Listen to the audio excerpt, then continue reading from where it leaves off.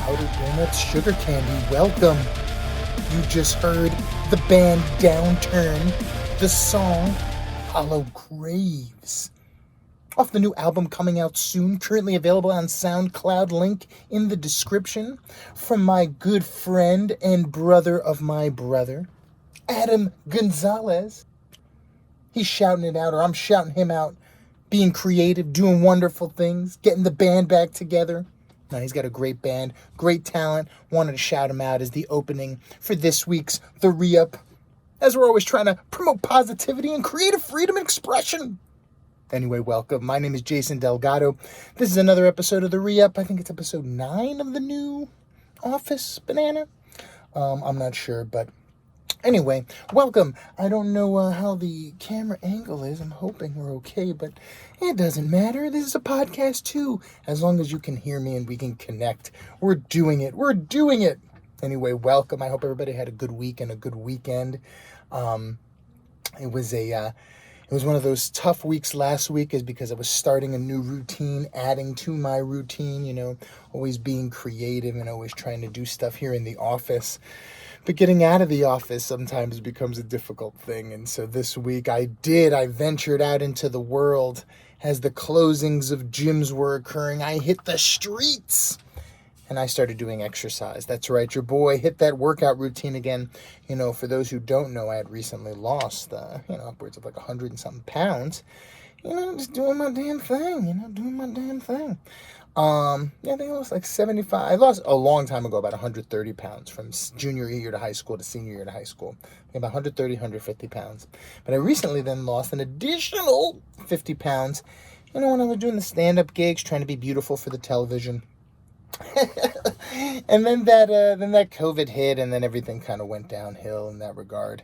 I mean, I kind of stayed up into the, not eating junk and stuff like that, but those runs, those calisthenics, those things you need to do to keep the body limber and in good mood, I've been ignoring. So I did hit the streets recently. Started doing the air CCO. Gonna get a little air in here. Speaking of air, started hitting the air CCO a little bit more, and it's been good. It's been exciting to see the lung capacity fail at such a short distance. I'll just do a little jog, and I'm like, man, do you feel that? I'm like, I'm gonna collapse, but but you gotta try, you gotta keep going. I'm trying to, get in shape, trying to be beautiful, stay beautiful. You know how it is when you're trying to get on that camera.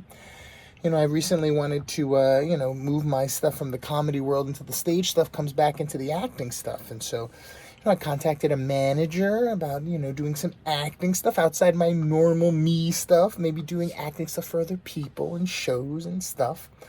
So I'm going to try to hit that, maybe be like, the famous Spanish fish on the Nickelodeon show. Yo soy fish, something fun. Something that'll allow me to use my talents, maybe my visage, maybe I'll be the annoying lawyer friend on the new show. Oh, come on, Dan, you got to go. I don't know, we'll try. But I want to get on something that's going to be fun, something that's going to be creative, maybe allow me to do more of an acting creative outlet. It's not necessarily something I have to write, something that's kind of done and, maybe even get on TV or on, who knows. But in any case, I was inspired by my friend who, I've been doing acting for years and recently is in the #1 movie once again in the nation, 3 weeks in a row, The Outpost. Please go see it. Or rent it or download it. I don't think there's any place you can see it. But yeah, watch it. It's a great movie. But yeah, it inspired me, you know what I mean? Because the acting world is something that I think, they're still going to be making content even though we don't have movie theaters. We're still going to have televisions and programs to watch on the internet and stuff of that nature. And so I thought, I'd like to maybe get into something creative that'll allow me to, do that on kind of a level where I don't have to make stuff, design stuff, email everybody, draw stuff, do stuff, but maybe just get involved in somebody else's thing that I can maybe add a little to. And so I contacted a manager to act, and we'll see how it goes. And adulting, be more responsible, spreading out the, diversifying the creative abilities and talents as much as possible. Be more adult. I recently did a very adult thing. I got a piece of artwork. I got a Banksy, an original Banksy. I'm kidding, Burr. But I did get a Banksy. It was a nice print. It was framed on a canvas, Burr. And it looked very, very nice. And I really, I knew it was a Banksy, and I didn't really know too much more about it, but it says Life is Beautiful. I posted it on my Instagram and on my Facebook. If you're not following me, I'm Jason Delgado on the Instagram. That's I-M and then Jason Delgado. And on Twitter and everything, I'm Jason Delgado. But in any case, I bought the Banksy, thought it was beautiful, love it very much. Put it up on the wall, took a picture of it. And my buddy posted a comment on it. And he was like, "Oh, hey, Billy." And I was like, "Yeah, Billy. What are you talking about?" I knew it was a Banksy art, but I was like, "I don't know the Billy." But it's Billie Holiday. The lady in the picture is Billie Holiday. And I realized, I was like, "Oh, Billy, of course. You didn't know. You don't even know about your own art." Then I showed it to my mom, and my mom was like, "Oh, look, it's Billie Holiday." I was like, "What the hell is going on? Do I not know my own art? And everybody knows my own art?" And then I show it to my aunt, who doesn't comment on anything, knows nothing about anything involving sort of social, art or anything that would involve like pop culture referencing, especially to doing with art, let alone anything like that. And so I was like, "Yeah, I got this piece of artwork." And she's like, "I've seen that before." And I was like, "It's a Banksy." She's like, "Yeah, that's Billie Holiday." And I was like, "Man, everybody knows. Everybody knows but me." And so now I know. I know about my own art. In the future, I will know about my art before I buy my art. But it is a picture by Banksy of Billie Holiday. And I can stop fronting like I know things. I'm learning. I bought the art because I liked the message and I thought it was beautiful. But everybody seemed to know who Billie Holiday was, but me. I felt like, oh my God, I'm glad I know this now. I don't embarrass myself. Excuse me. But yeah, it was nice. It was nice to have a piece of art. It rounds the room out, makes it nice, and it's, it's Banksy, so it's kind of like a talky piece. Brr, brr, brr. I'm an intellectual. Brr. So it was nice, and I like it, and it was just funny that everybody knew about it but me. And the rest of the weekend was really just enjoying myself some Ghost of Tsushima. Very exciting, very exciting. This is, for those who don't know, a samurai illusion. Sort of a role-playing samurai game where you play the role of a samurai trying to save the island of Tsushima from the invading Mongols in the 18th or 16th century. It's exciting. It's amazing. I'll have a review up and the gamer hype coming up soon. But yeah, it's amazing. Highly recommend you play it. One of the things it talks about is honor, being a person of honor. If you kill someone and you use like an assassination technique, it's deemed as dishonorable. But if you straight up challenge them to a battle, then it's deemed honorable. And he doesn't say anything. It's funny because when you like sneak attack, kill someone, it's very satisfying and visceral, and it also helps you go through the game faster because you don't have to fight everybody. But then he'll make some comment like, "Oh, your honor is bad." I'm like, "No, my honor's not bad. I just want to beat the game faster."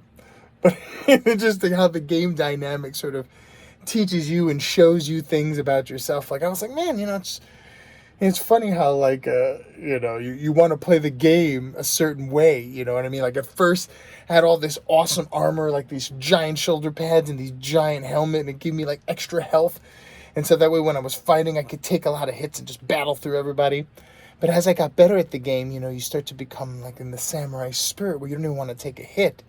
And you want to move as little as possible.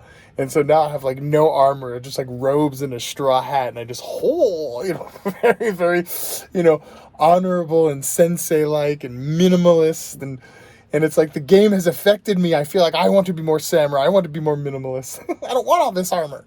But it's nice. It was a good experience to see, like, normally when you evolve in a game, you get bigger armor and it's gold and it's giant. The helmet and the gun's bigger. And this, it's like, as you evolved in the game, I found you wanted to wear, like, less armor. You wanted to be more minimalist. You just wanted to be able to kill in style and ease, but, like, with that sense of control and samurai nature, it was very cool. It was a very great dynamic. And I was like, that's interesting. Like, the first time I ever progressed and got worn less. And so it made me think, hey, live that way in life. You don't need all that armor. Strip yourself away of that. Be minimalist, be clean. Try to make the moves, every move count, because that's the thing. I think, a lot of times, I've heard these things, you want to show up clean. You don't want to show up And even when you do succeed in this like bloodied struggled, I did it. You want to show up like, yeah, natural, cool. I made it through. It was what it was, and I kept my goals ahead of me. And so that's kind of one of the things where I thought, like, this game is teaching you that. It's teaching you, it's teaching you life. So I thought that was very cool.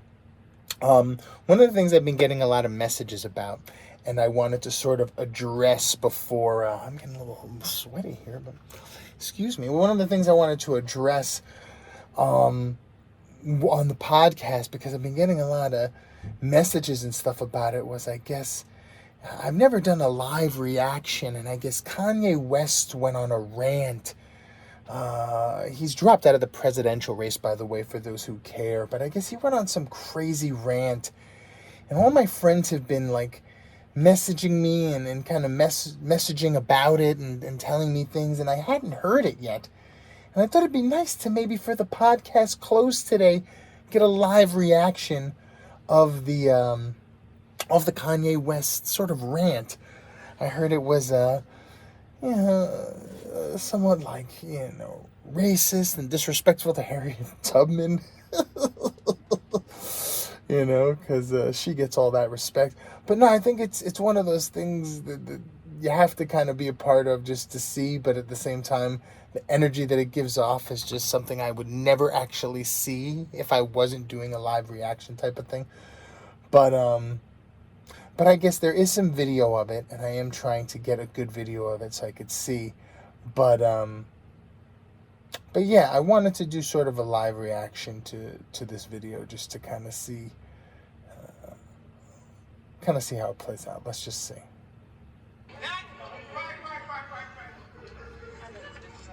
I'm not trying to quiet your voices, actually, so I don't want to say that in an improper way. I just haven't had the time to word it in the most elegant way possible.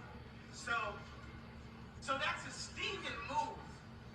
When Harriet Tubman never actually freed the slaves. She just had the slaves go work for other white people. Y'all, we leaving right now. She said she was pregnant.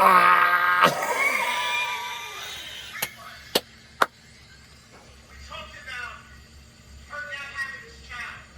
Actually, I changed my mind now. All I needed to see. The one girl in the video go, we leaving right now.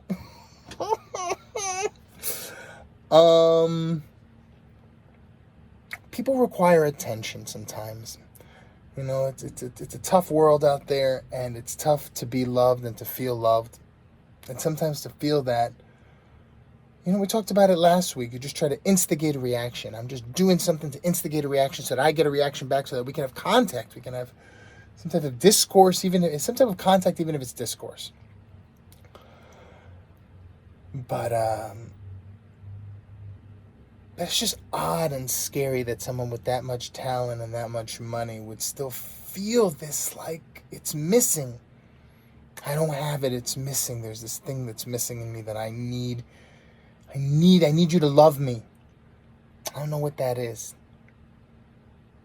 It's a little scary. But it makes me believe the most important thing you can do is fill yourself with the spirit and belief that you are good enough. And fill yourself with the belief in yourself that things are working out for the best for you. And leave Harriet Tubman alone. What is going on, man? Believe in yourself, kids. Don't, because it can happen to Kanye, it can happen to anybody. So believe in yourself, believe in the spirit. I hope the best for everyone. I hope the best for Kanye. I hope you guys enjoyed this episode of the ReUp. It's I wish I could have gotten to that whole rally. I just can't. I don't like that energy on me. I don't want it sticking on me. I want to be free of it. Ugh, thinking about it now. Anyway, believe in yourself. Stay strong. Stay masked. And thank you for listening, watching, and all that. And we will see you on the next one.